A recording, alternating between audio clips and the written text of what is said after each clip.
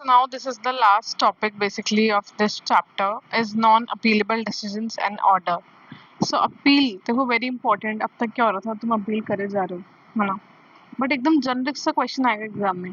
Explain the provisions related to CGST Act and also specify orders against which no appeal can be filed. तो देखो ये 4 orders है, इसके against तुम appeal नहीं कर सकते. तो ये क्या है, टिप्स. क्या है ये क्वेश्चन तुम्हारे टिप्स पे होना चाहिए, और ये क्वेश्चन भी है टिप्स. जो टिप्स है पहला कि जो ऑर्डर है of commission to order transfer of proceedings from one officer to another.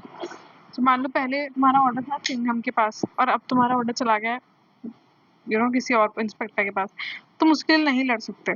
So from transfer of proceedings from one officer to another. Then I, so I से है इंस्टॉलमेंट में पे करना.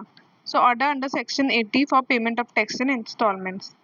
देन पी है prosecution, so order sanctioning prosecution. और S है order of seizure या retention of books of accounts, register या other documents. तो ये क्वेश्चन है हमारा, that is tips. So transfer से रिलेटेड, टैक्स इंस्टॉलमेंट में पेमेंट से रिलेटेड, प्रोसिक्यूशन से रिलेटेड कि भाई हमने तुम्हें प्रोसिक्यूशन दिया, सजा दी है, मतलब 4 साल की लेट से प्रोसिक्यूट कर दिया, तो उसके अगेंस्ट तुम नहीं कर सकते भाई अपील. और ऐसा है सीजर या retention of books of accounts, register, other documents. It's a very generic but extremely important question is what I can say कि तुम इन बातों के लिए अपील नहीं कर सकते, नॉन अपीलेबल है ये डिसीजंस. देन ऑथराइज्ड रिप्रेजेंटेटिव क्या होता है, eligible person to act the authorized representation.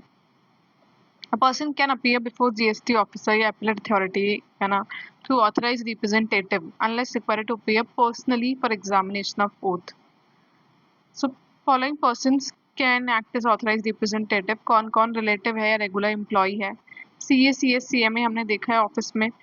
GST practitioner, IDT gazette officer who served for at least 2 years only after 1 year of resignation. Disqualification, कौन कौन इंसान नहीं बन सकते ऑथराइज रिप्रेजेंटेटिव. पर्सन के नॉट बिकम ऑथराइज रिप्रेजेंटेटिव अगर वो dismissed है या रिमूव्ड है from government service, convicted of offence in proceeding under indirect tax. तुम पहले से तुम खुद ही कन्विक्टेड हो, तुम क्या ही किसी के ऑथराइज रिप्रेजेंटेटिव बनोगे. Adjudged as insolvent, found guilty of misconduct.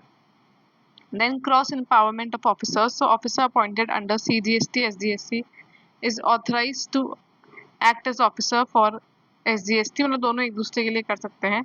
जो PO है CGST का, issue order under CGST act, he shall also issue order under SGST act by giving intimation देगा to jurisdictional SGST officer and vice versa.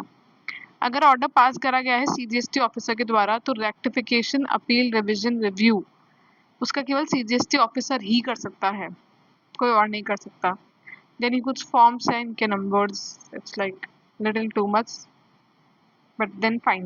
But ये question याद रखना that कौन से decision से इनके तो अपील नहीं कर सकते, तो वो है tips.